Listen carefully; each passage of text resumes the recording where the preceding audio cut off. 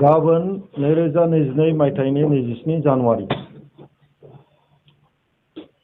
बे 27 जानुवारि 2002 मायथाइनि गाबोननि दिनाव जोङो UPPL राजनिति हान्जानिफ्राय नैथि खेबनि थाखाय जे बिटिआर जि सुक्ति बे सुक्ति खालामनायनि सान हिसाबै जोङो गाबोन फोरबोखौ फालिनाय जागोन आरो जोङो राजनिति हान्जानिफ्राय मोनफ्रोमबो जिल्लानि हेडक्वार्टार मोनफ्रोमबो ब्लक कमिटिनि हेडक्वार्टार गासै रायजो राजाफोरखौ लानानै आरो बे हाबाफारियाव जोङो जितु एलायन्स पार्टनारफोर दङ बेवहाय BJP दङ बेवहाय GSP दङ गासैबो बे एलायन्स पार्टनाराव थानाय राजनिति हान्जाफोरखौ लेंहरनानै जोङो नैथि खेब बिटिआर सुक्तिखौ जोङो पालन खालामगोन आरो बे हाबाफारिनि गेजेरजों जोङो गासै रायजो राजाफोरनिसिम 2 बोसोराव बिटिआर सुक्तियाव जेफोर दफाफोर सोसननाय जादोंमोन बे दफाफोरा बेसेबां जाफुंसारनो हाखो आरो बेसेबां मावबावनांगौ दङ बे बागै जोङो फोसावनो थाखाय थाम-थिम खालामगासिनो दङ।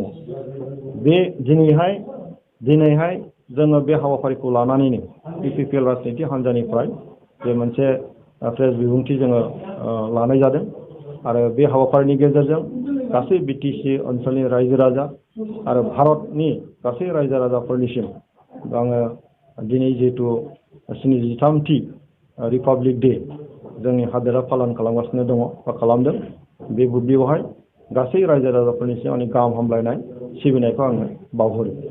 जे जों बयबो मिथिगौ 2020 मायथाइनि 27 जानुवारियाव बिटिआर एकर्डआ जादोंमोन आरो बे एकर्डआव गुबैयै 6टा मेन अबजेक्टिभ्सआ बेवहाय सोसननाय जादोंमोन।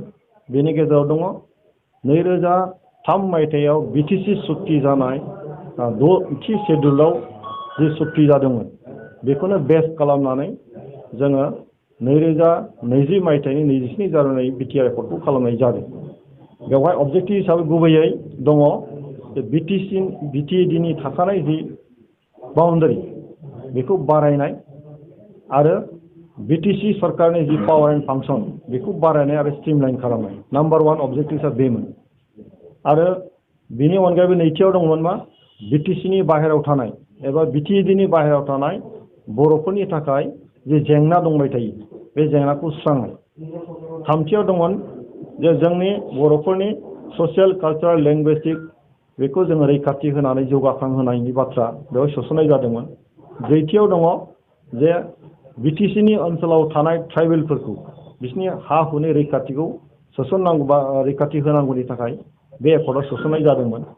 आरो बाथियाव दङ जे ट्राइबेलफोरनि जौगानायखौ गोख्रोङै खालामनांगौ थाबैनो खालामनांगौ। दथियाव दङ NDFBनि जिहेतु सुक्तिनि गेजेरजों NDFB बिथांमोनाबो दिनै मेइन स्ट्रिमाव फैबाय। बिथांमोननि जि जेंना बिथांमोननि जि मोनसे रिहेबिलिटेसननि बाथ्रा बेखौ थाबैनो मावफुंनांगौ होननानै बे सुक्तियाव होनाय जादोंमोन। दा जुदि जोङो दिनैहाय साननानै नायो जे बे सुक्तिया दिनै 2 बोसोर जानो थांगासिनो दङ गाबोन 27 जानुवारि बेवहाय 2 बोसोर कमप्लिट जासिगोन।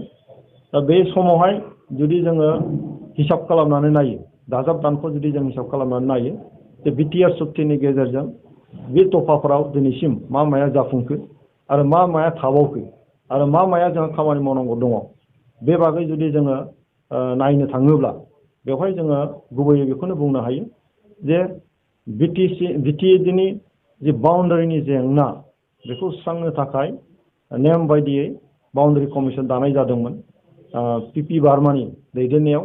नाथाय दुखुनांथावै बार्माया जिउ रुंसारि जालांनायलाय दिनैनि समावहाय आशिष कुमार भुटानी बिथांनि दैदेननायाव गोदानै आरोबाव बे कमिसनखौ दाफिननाय जाबाय आरो बे कमिसननि जि आयु बेखौ 31 मार्चसिम 2022 मायथाइनि 31 मार्चसिम बारायनाय जादों।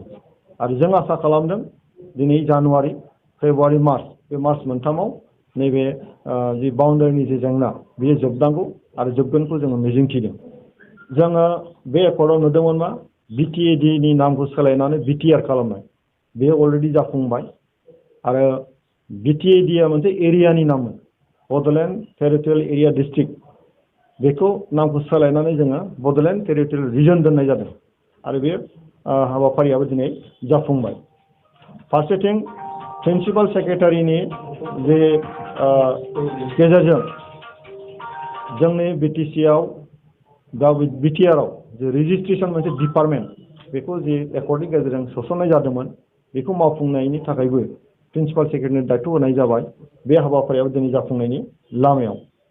फारसेथिं जे जोंनि डिपुटि कमिशनारफोरखौ जोंनि बिटिसिआव खामानि मावहोनायनि जि थांखि बेबो पार्शियेलि जाफुंबाय आरो बे बाथ्राखौ लानानै जोंनि गेजेराव गोनो गोथो जानांगौ जेबो गैया।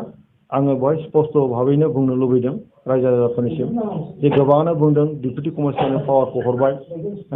जोंनि बिटिसि सरकार प्रमद बर'आ डिपुटि कमिशनार पावारखौ हरनानै बिटिसिखौ खमायबाय, गोहोखौ खमायबाय बायदिसिना बाथ्रा बुंनायखौ जोङो नुदों। नाथाय बे बाथ्राया नङा जे जोङो एकर्ड खालामदों बे ओनसोलखौ जौगाहोनायनि थाखाय आरो बेनि गुबै अबजेक्टिभसानो जादों मा बिटिसिनि थाखानाय जि पावार बेखौ बारायनायसो, बेखौ खमायनाय नङा। बेनि ओनसोलखौ बारायनायसो खमायनाय नङा। दा गतिके बेनि एक्जिकिउटिभ, बेनि फाइनान्सियेल पावार, बेनि लेजिस्लेटिभ जि पावार बेखौ बारायनायनि थाखायसो बे एकर्डआ जादों।